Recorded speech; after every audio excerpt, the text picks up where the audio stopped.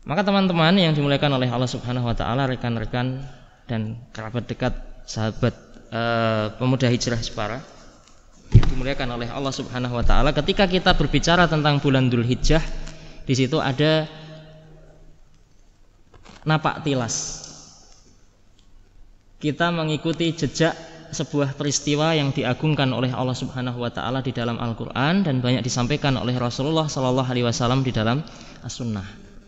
Sebagaimana ketika kita berbicara tentang bulan Rabiul Awal, maka kita teringat peristiwa kelahiran Nabi Muhammad sallallahu alaihi wasallam. Ketika kita berbicara tentang bulan Muharram, maka di situ kita teringat peristiwa diselamatkannya Nabi Musa alaihi salam dari kejaran Fir'aun dan bala tentaranya.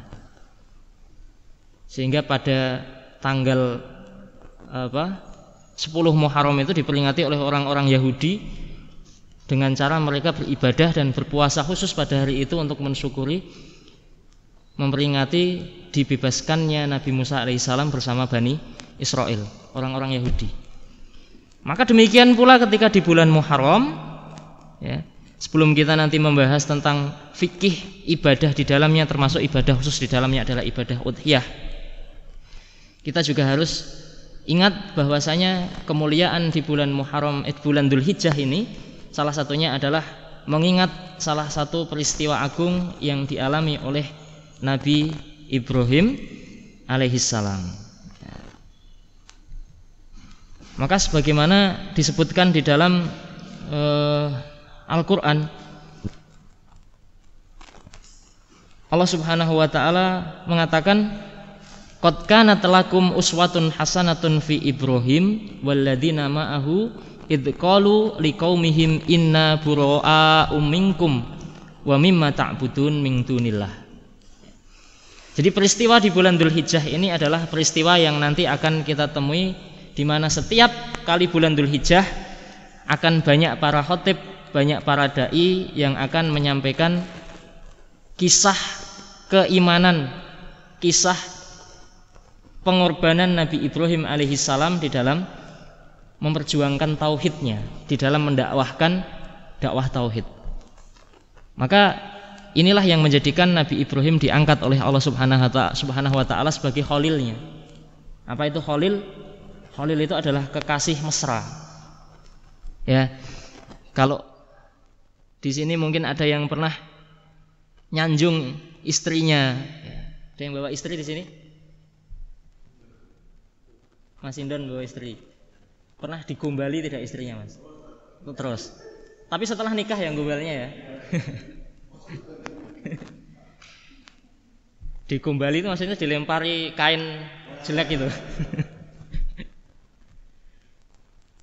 Gombalinya misalkan zaujati anti habibati. Apa itu artinya?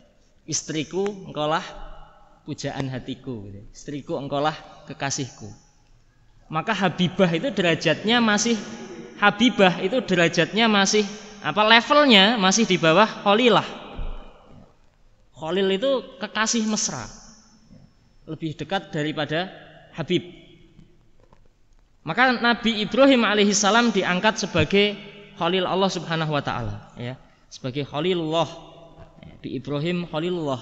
Sehingga dengan kecintaan Allah kepada Nabi Ibrahim, Allah Subhanahu wa taala memuliakan Nabi Ibrahim, salah satunya adalah dengan mengkabulkan setiap doa-doanya Nabi Ibrahim, yaitu ketika Nabi Ibrahim mengatakan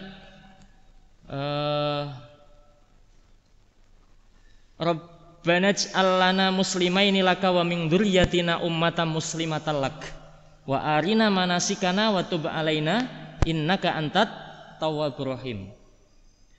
Ketika Nabi Ibrahim berdoa kepada Allah Subhanahu wa taala selesai membangun Ka'bah, merenovasi Ka'bah,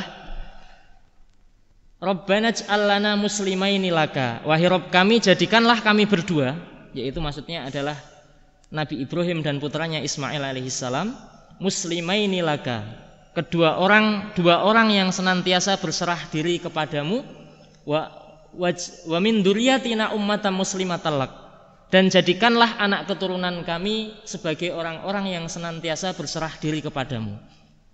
Islam, tunduk kepada Allah Subhanahu wa taala. Wa arina manasikana, dan tunjukkanlah kepada kami tempat-tempat ibadah kami. Wa tub alaina innaka antat tawwabur rahim, dan terimalah taubat kami karena sesungguhnya Engkaulah Maha penerima taubat lagi Maha penyayang. Tetapi ikhwani fiddin wa hati fillah rahimani rahimakumullah, derajat yang tinggi, derajat yang mulia di sisi Allah Subhanahu wa taala itu tidak dapat dicapai dengan begitu saja.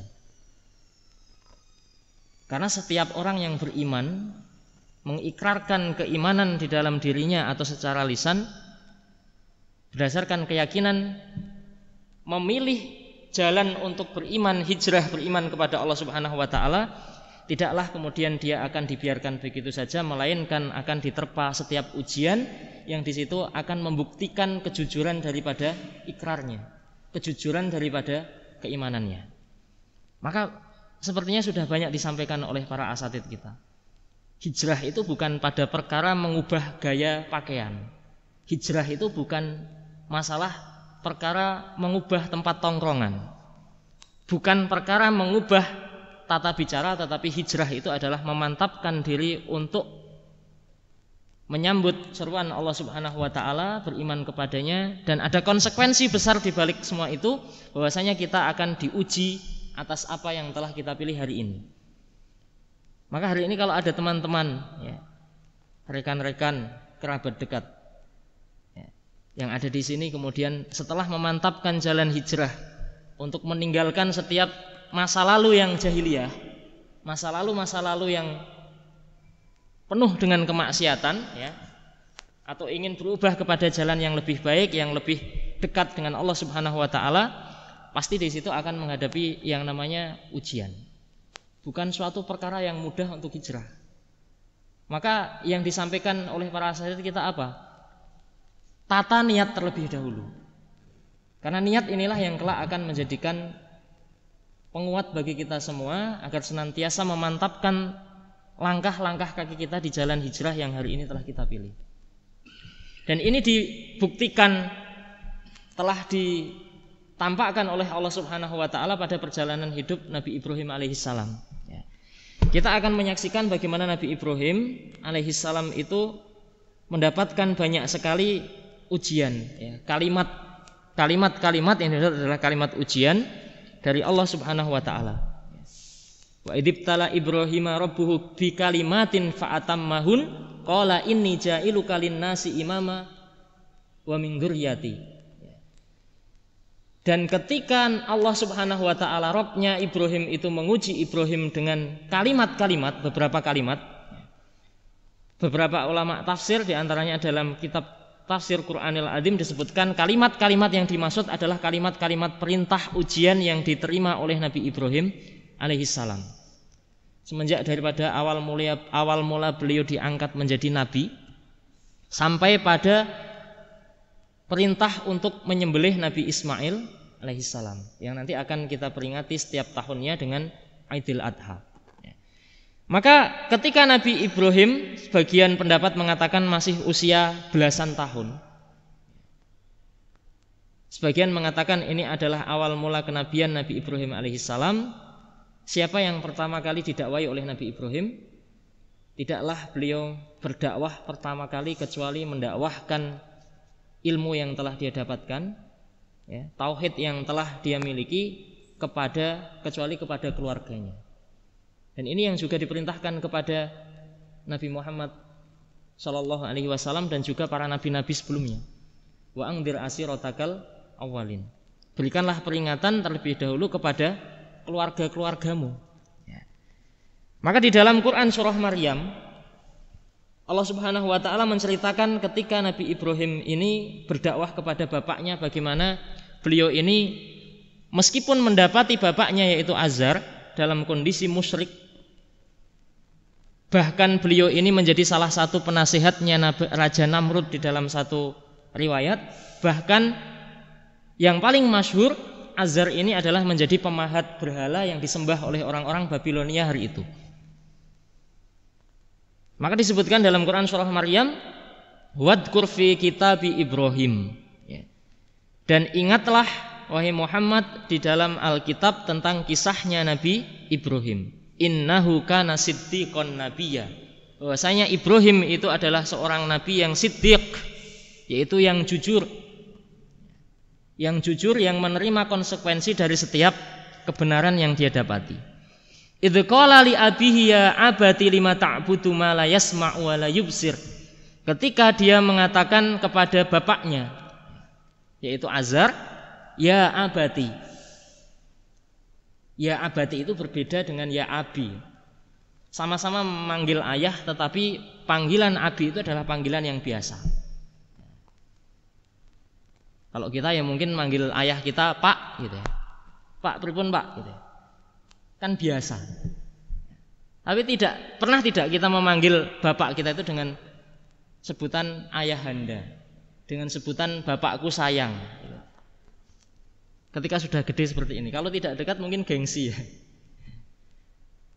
Tetapi ini dilakukan oleh Nabi Ibrahim, ya abati wahai ayahanda, ayahku tercinta, mengapa engkau beribadah kepada patung-patung yang tidak mampu mendengar dan tidak mampu untuk melihat, tuli dan juga buta? Kenapa? Karena benda mati, bahkan dipahat sendiri olehnya. Wala yugni angka syai'a, dan tidak bisa memberikan kecukupan sedikit pun kepadamu. Satu kali beliau mendakwai beliau untuk meninggalkan peribadahan kepada patung.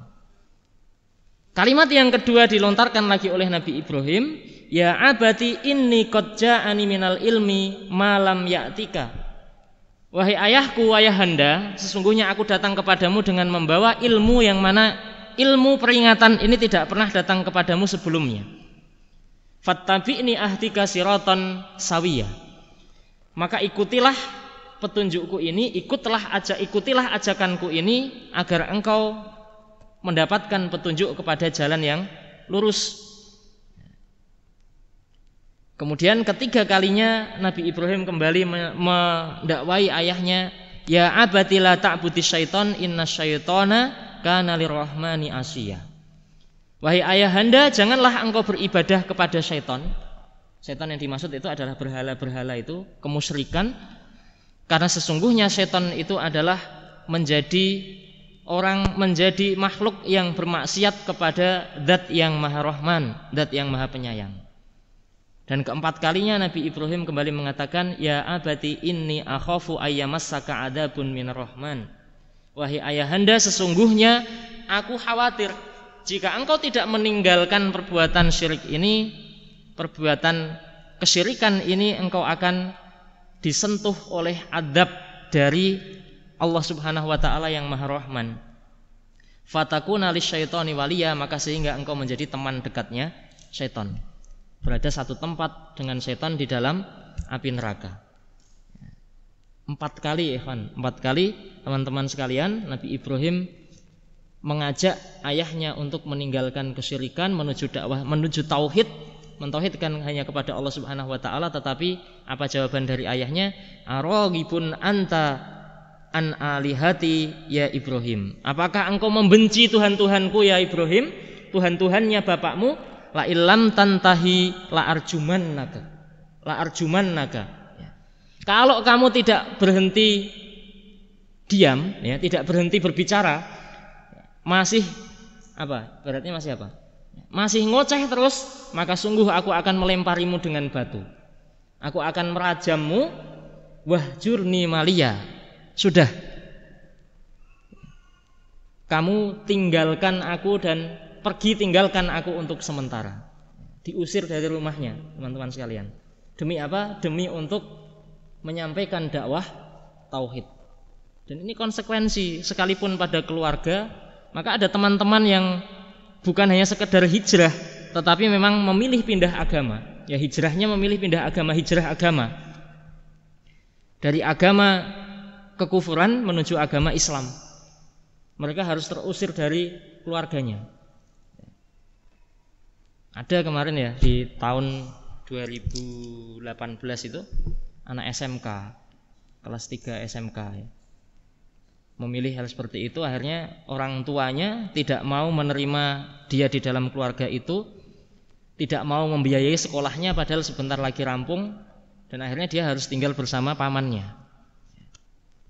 Ya, itu konsekuensi. Kalau hal seperti itu kemudian menjadikan seseorang goyah, maka dia akan gugur di dalam ujian Allah, ujian keimanan yang diberikan oleh Allah Subhanahu wa taala. Tapi apa yang dilakukan oleh Nabi Ibrahim justru berazam, sa'astaghfirulaka. Wahai ayahku, aku akan memintakan ampun untukmu. Ya, tetapi sayangnya ampunan seorang anak kepada ayah itu akan terhalang ketika beda keyakinan di dalam akidah. Dan inilah yang menjadikan sedih Nabi Ibrahim, termasuk menjadikan sedih Nabi Muhammad SAW ketika mendoakan ampunan kepada pamannya. Kenapa? Karena maka nalin nabi walladzina amanu ayastaghfiru lil musyrikina walau kana ulil qurba mim ba'di ma tabayyana lahum annahum ashabul jahim. Tidaklah bagi seorang nabi dan orang-orang yang beriman untuk memintakan ampunan kepada orang-orang musyrik, orang-orang kafir, sekalipun orang-orang musyrik dan orang kafir itu adalah sanak saudaranya sendiri, ayahnya sendiri, ibunya sendiri, saudara kandungnya sendiri. Setelah jelas bagi mereka bahwasanya mereka itu adalah bagian daripada ashabul jahim, daripada penduduk neraka. Maka teman-teman sekalian yang dimuliakan oleh Allah Subhanahu wa taala, panjang sebenarnya kalau kita mau meneladani hikmah yang disampaikan oleh Nabi Ibrahim dan keluarganya. Ya, banyak sekali uswah hasanah yang kita dapati dari pelajaran bersama Nabi Ibrahim dan keluarganya. Sampai pada puncaknya nanti Nabi Ibrahim itu dibakar oleh orang-orang Babilonia hari ini itu, yaitu kaum Kan'an, ya, kaum Kan'an, yang mana ketika itu Nabi Ibrahim menghancurkan patung-patung berhalanya mereka. Ya. Faja'alahum judadan illa kabirul lahum. Ketika orang-orang Babilonia, orang-orang Kan'an itu pergi merayakan hari perayaan tahunan mereka ke tepian kota, ya, ke tepian kota, Nabi Ibrahim satu kebohongan pertama Nabi Ibrahim. Jadi selama hidupnya Nabi Ibrahim itu bohong 3 kali. Tetapi bohongnya Nabi Ibrahim bukan bohong untuk kepentingan sendiri, tetapi untuk dakwahnya. Yaitu ketika ditanya oleh kaumnya, diajak oleh ayahnya untuk mengikuti perayaan orang-orang Kan'an. Maka Nabi Ibrahim mengatakan, inni sakim. Tidak, aku tidak ikut karena aku sedang sakit. Maka ada sebagian ulama yang kemudian mentakwilkan maksudnya sakitnya Nabi Ibrahim itu adalah sakit hati, karena dakwahnya berkali-kali ditolak. Maka hari itu Nabi Ibrahim ini menjadi top 1 public enemy. Apa itu? Musuh masyarakat nomor 1. Ya, musuh masyarakat nomor 1. Kenapa? Karena beliau mendakwahkan tauhid dan seluruh orang-orang di situ menolak dakwah beliau. Maka beliau tidak memiliki teman sampai beliau mengatakan, inni abduka fil ardi wahid wa anta rabbun fis sama wahid. Sesungguhnya aku adalah hambamu di muka bumi ini satu-satunya, dan engkau adalah Rabb yang ada di langit satu-satunya. Karena hari itu yang membela dakwahnya Nabi Ibrahim hanyalah istri beliau dan juga keponakan beliau, yaitu Nabi Lut. Maka sampai pada puncaknya ketika beliau menghancurkan berhala-berhala orang-orang Kan'an, orang-orang Kan'an memerintahkan untuk mengumpulkan kayu bakar, yang mana kayu bakar itu ditumpuk setinggi mungkin di atas sebuah lekuan tanah, ya, tanah yang digali agak dalam, kemudian di atasnya diberi kayu yang sangat tinggi, yang mana ketika dibakar hari itu dikatakan tidak pernah ada api yang tingginya kobarannya sebesar kobaran pada api hari itu. Maka sampai-sampai disebutkan di dalam tafsir Ibnu Katsir itu ada seorang wanita tua yang sudah sakit bertahun-tahun, ketika mendengar berita akan dibakar Nabi Ibrahim, dia bernadar, kalaulah seandainya aku diberi kesembuhan, maka sungguh aku bernadar aku akan ikut mengumpulkan kayu bakar untuk membakar Nabi Ibrahim. Maka sampai dikatakan di dalam tafsir, ketika ada burung lewat yang ada di langit, tidaklah burung itu kemudian mampu melewatinya kecuali terbakar, ikut terbakar, saking tingginya api yang digunakan untuk membakar Nabi Ibrahim. Maka akhirnya kemudian Allah menjadikan api itu dingin dan Nabi Ibrahim diselamatkan. Hingga akhirnya pada puncaknya yang hari ini akan kita peringati, Nabi Ibrahim alaihissalam diuji oleh Allah Subhanahu wa taala dengan perintah untuk menyembelih putranya Ismail. Ketika usianya sudah mulai mampu-mampunya untuk membantu orang tuanya bekerja. Falamma balagha ma'ahu sa'ya, ya, yaitu ketika Nabi Ismail sudah bisa diajak untuk bekerja, ya. Qala ya bunayya inni ara fil manami anni atbahuka. Nabi Ibrahim mengatakan, wahai anakku tercinta, sesungguhnya aku melihat di dalam mimpiku bahwasanya aku menyembelihmu. Fangdur madza tara, maka bagaimana pendapatmu? Maka Nabi Ismail mengatakan, ya abatif al matu'mar satajiduni insyaallahu minas sabirin. Wahai ayahku, kerjakan apa yang Allah perintahkan kepadamu. Karena mimpinya para nabi itu adalah wahyu. Kalau mimpi kita adalah mimpi bunga tidur, gangguan setan, itu bisa jadi ya. Tapi kalau mimpinya para nabi adalah wahyu. Makanya mimpinya kita itu ngacau. Tapi kalau mimpinya para nabi itu akan senantiasa sesuai dengan syariat agama.